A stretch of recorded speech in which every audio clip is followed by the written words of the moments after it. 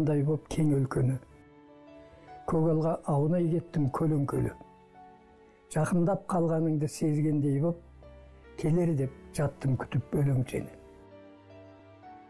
Тодырып көп жазуға маған мұрсат, ашып жүр көбелекке балам құшақ.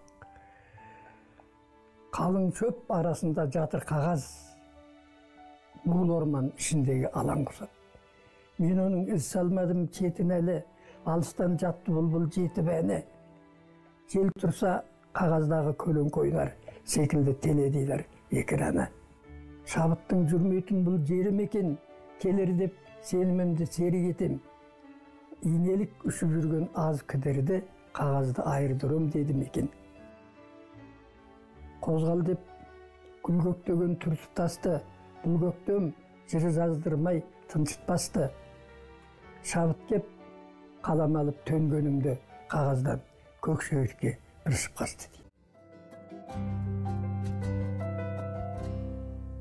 Балалар туралы жазылатын өлең бар.